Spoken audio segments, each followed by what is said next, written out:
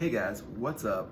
This is Heavy Metal Magazine from January 2006, and this is a pretty good issue. It's got Louis Royo in here, Arthur Sudyam. It's got a lot of interesting artists and writers in here. So let's take a look at it, and I love the cover of this thing. I don't know who did this one. This looks like, God, it looks really good though. That's a great pinup. That's amazing. Really cool cover. Look at that. It's like a pinup, but it's also like a fantasy pinup. Fantasy pinups are cool because pinup and fantasy is so similar that a fantasy pinup is just it's more pinup and it's fantasy pinup, I don't know. It's pretty good. Really cool stuff. This is interesting also. Opens up to Shadow of the Colossus. This really is from 2006. Let's see. Okay, so it's got Kevin Eastman. It's got a lot of people in here. Yeah, the cover is Lorenzo Sperlonga, and I thought that was him because it looks like his style. Yeah, it's falling apart. But wait, it's got it's got a gallery by Louis Royo. It's got a actual comic book by Arthur Sudyam.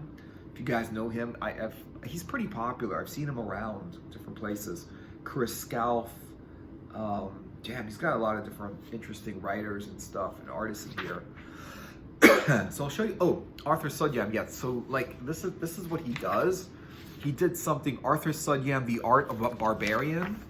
So this is the picture that he did, and that's why I recognize him because he did a lot of barbarian stuff, a lot of fantasy kind of barbarian stuff. So that's cool. There's also a weird thing here. I didn't know these two did a collaboration, but according to, they actually did. It's called Borgia, and it's a collaboration between Alejandro Jodorowsky and Milo Manara. That's pretty cool. I know that Jodorowsky collaborated with Mobius for The Inkle and a bunch of other stuff, but I didn't know he collaborated with Manara. And that's a great collaboration. It would be weird Jodorowsky and really sexy Manara.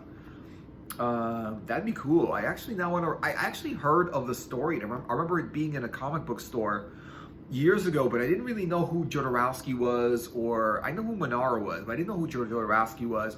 And I looked at Borgia, and it looked bougie, and it looked kind of French and whatever. So it had this French vibe.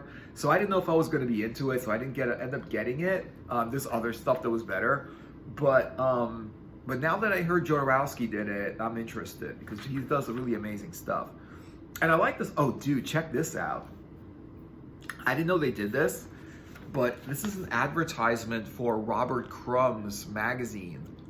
Our Crumb, Robert Crumb. There's a DVD documentary called Crumb, and it's about him. He did a whole bunch of stuff, underground comics. He was a comic in the 60s, 70s. He didn't get popular until the 90s, until they started doing documentaries about him. But he did a lot of these underground, silly comics and stuff like that. They were offensive. They would offend everyone. They did it purposely to be underground, to be offensive. And it's interesting that people that make comics that are offensive, at the time, there was a comics code telling, comic book creators, you can't publish this, you can't write this, you can't make this kind of comic, and they just didn't care. They just did whatever they wanted, and they put them in all the different stores, and a lot of the hippies used to read them and stuff like that, and they purposely offended everyone just to make their content more risque and sort of uncensored, it's pretty cool. You try to censor somebody, and then they do complete opposite, and they try to do something that is beyond what they were trying to censor to begin with, purposely, just to piss off the censors. And so so this is the Robert Crumb stuff, our Crumb. You can see some of the books in here. They're not expensive either. So in 2000, wow, they are expensive. They're $40. And $50. Wow, yeah, these are pretty expensive. I don't know. So you got some of these are interesting. I don't think I've seen these. I've seen the underground stuff, but this is just our Crumb, the artist, and he's a comic book writer and artist, and he did a bunch of silly stuff, sexy stuff. It's really sexist and it's like it just like kind of like sort of like insults everyone, you know, in some way, you know, and they do it in a funny like just do it in a funny way. They just make jokes about everyone, you know, like Saturday Night Live does that. They make jokes about like everybody, whether it's like in good taste or not. It's just a joke, and they just make it about everyone and shit like that. And so right next to it is really cool, and you got the Louis Royal Gallery. That's why I like this issue, and I did look through this and like just flip through it for a minute. I was like, okay, this got some nice stuff in here, so I thought I'd show it to you guys.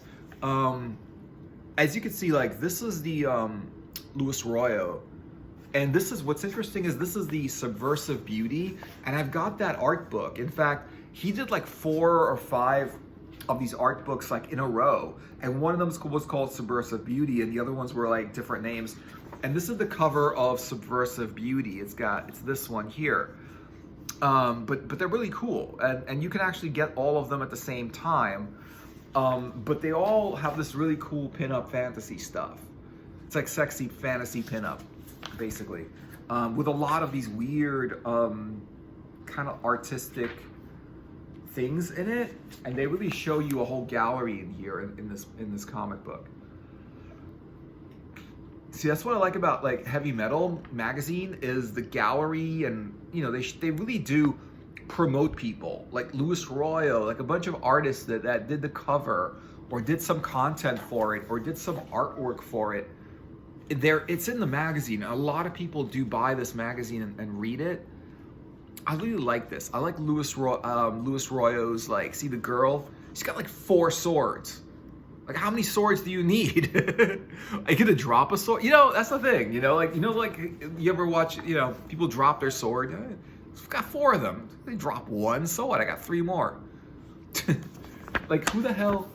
I mean, why do you need like 4 swords? Like, seriously, like you're gonna use 1 at a time.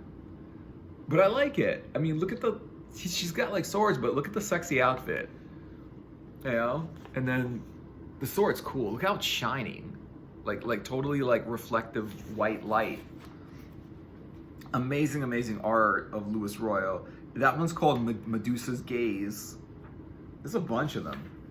And this one's cool. Like, he sometimes uses red, but mostly uses these like sort of like darker colors, like burnt umber, raw sienna. But these are like, he just uses red sometimes. And it's cool how he makes the jewelry just like kind of attached to the skin, sort of. So they're like piercings or whatever. Somehow the jewelry kind of like attaches to their skin. It looks really good though on a picture. All right, let's see what else we got in here. Dossier, which there's nothing there.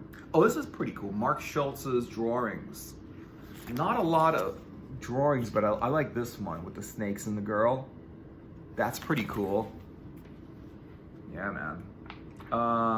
What is this? So, yeah. So this is called Mudwog by Arthur Seidam. Seidam, I think Seidam. That's how you pronounce it. And yeah, it's pretty cool.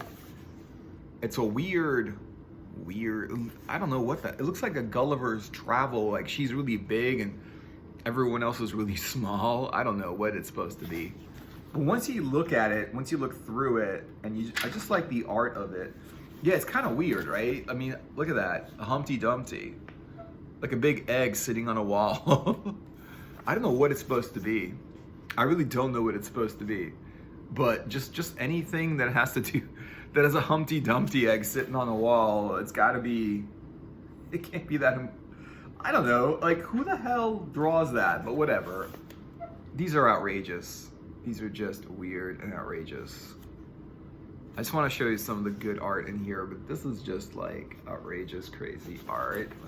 It's not a long one. This is pretty fast, but it does look like a little bit of kind of like fairy tales, nursery rhymes, Alice in Wonderland kind of like stuff that people like to do spin-offs on those, like nursery rhymes, Alice in Wonderland, like shit like this, scrambled eggs for breakfast, you know, like a double page spread of it, you know, So I don't know what the point of that is. Sometimes they'll just put stuff in here that's just weird.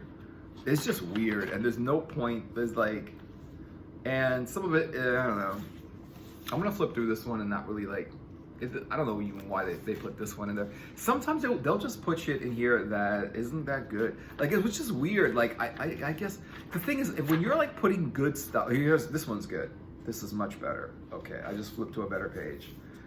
The good news is that like you flip to a better page. So this is called Anamorphosis by Stella, and I don't know who Stella is, but this is better artwork. You could see how it's all sci-fi and stuff happening and stuff going on in this one. Yeah, like spaceships and things like that. I like this art. I also like how it's like pointed. There's a directional energy. There's a movement in the art, sort of like it feels like it's actually moving. You know, like you can see like the panels are. See how they're like narrow and long and wide? It works with the artwork because like it fits into these little long wide panels, and then on the other page it's like really weird. It's like there's nothing on there,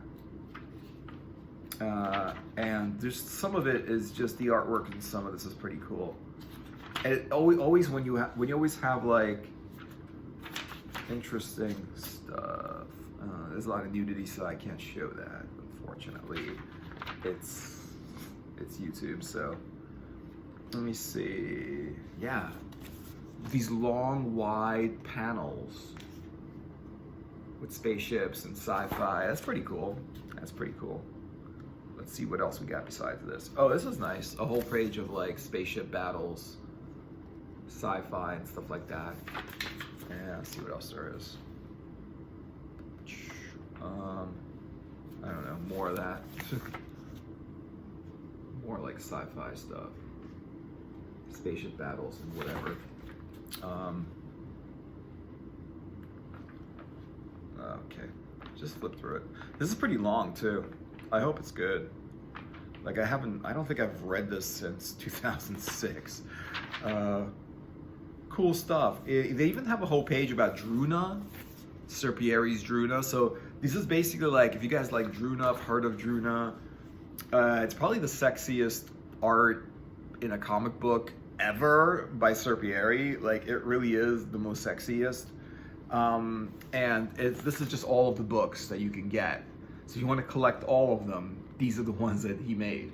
Serpieri did all these Druna books, and they're everything from Druna to Serpieri to all different Druna stories like Morbus Gravis and Carnivora, Morbus Gravis 2, whichever that is. Bunch of Serpieri Forgotten Planet. He made some recent stuff that's actually pretty good also. And then there's also art of Druna. And you could also like get all 13 Druna hardcover books for $172 in this one. And 95 cents. $172, wow. I mean, it's all the books. Like I would more likely, I would probably like collect them one at a time. Because if you buy all of them at the same time, it's like, you know, it's still gonna take you a while to read it. I would just like go and buy one at a time, you know, instead of buying 13 books at the same time and like having to go through all of them. Because I don't know if I'd want to read 13 of Druna. I might want to read like 5 or 6 of Druna and then put it down for a while, maybe come back to it later. But Druna, the thing about it is the art is really nice. It's great art. It's sexy. It's delicious art for real. But a lot of the times the story is, there isn't a story. You know, it's like those porn movies with no plot, right? It's just porn in it. And they try to make a story there, but it doesn't work because it's like, that's not even the point of the whole movie, right? So that's what Serpieri and Druna is. It's just all art, and it's not really great stories. Sometimes, occasionally, the story does get good, but a lot of the time, Druna stories are just not that amazing. This looks pretty cool. I don't know what this is. Here's another like sci-fi one. It says like Bleep. I don't know. This is called Zen Intergalactic Ninja. Seek and Destroy. written by Robert Conti and illustrated by Christopher Scalf, lettered by James Reddington. You know what? Why get a separate letterer? Why can't you just do the lettering yourself? It doesn't look that difficult. They got one guy just doing the lettering, but if you look at the letters in here, they are pretty good. They do look pretty cool. You know, the lettering in here looks pretty cool. And even like that whole, you know, whole like thing. But the art is cool. Look at that beep. I don't know if they're cyborgs or like, you know. Yeah, it's like the art is pretty cool. That's pretty cool. Intergalactic ninja or something. She's the ninja.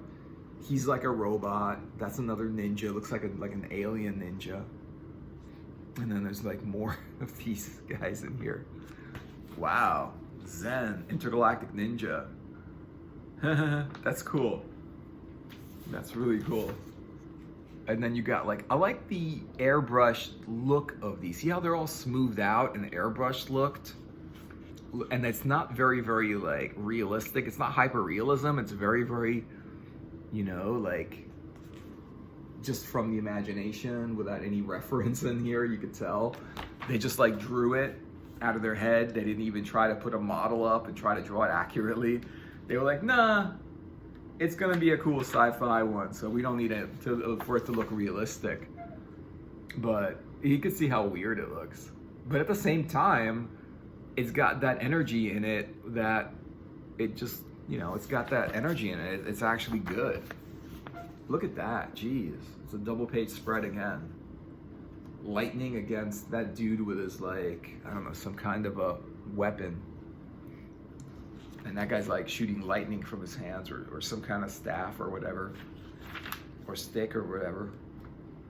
Cool thing here, like San Diego Comic-Con in 2006. I don't know, I don't know like how popular San Diego Comic-Con was in 2006, right? But they've got some interesting stuff here about San Diego Comic-Con worth mentioning. You know, yeah, like this over here. This one is Simon is ready for some refreshments. So I don't know if that's Simon Beasley that they're talking about, because it is like 2006, so they don't really look like that anymore. And you know, and I'm not sure, it might look like him, I'm not even sure. But here's also Lorenza Sperlonga and the girl, this is a model, Stacy E. Walker. She's a model and she just does fantasy, sexy fantasy modeling. She always does these like sexy fantasy things. And Lorenza Sperlonga, this is the guy that did the cover of this one. And yeah, and this isn't like, this is just somebody else. This is not Stacy. But Stacy Walker, you know, this is her in 2006. Obviously it's like 15 years later or something like that. And everyone's 15 years older and shit. Yeah. But yeah, she did a lot of modeling for this kind of stuff because it's all fantasy sci-fi. Oh wow, there's pages of this stuff now. Like it's their whole party that happened, you know, at the heavy metal booth in San Diego Comic-Con. Oh, look at all this stuff. Wow. Yeah, like this is all like, this is basically like them partying at San Diego Comic-Con. You know, at the booth and whatever, and then photos of it. That's pretty cool. I've never seen anybody do that. Put the, like, their like party pictures or their like Comic-Con pictures in their own magazine. Like Marvel doesn't do that. There's a Marvel booth at a Comic-Con, there's a DC booth and Dark Horse booth and Vertigo booth, Image comic booth, but they never like put their party pictures like, this is us after the Comic-Con having drinks. You know, they never do that. They never put that in there. So yeah, they don't do that. They don't put that in there, and these guys did, so that's pretty cool. And here is like, look, $12.99 each, you get Louis Royal posters. And there's like every fucking post. I really wish that they still had these, because I would definitely get them. For one thing, you know, It's Louis Royo, and these things are usually pretty good quality. I actually have a bunch of Louis Royo posters. I don't know if I need any more. I have like a bunch of them already.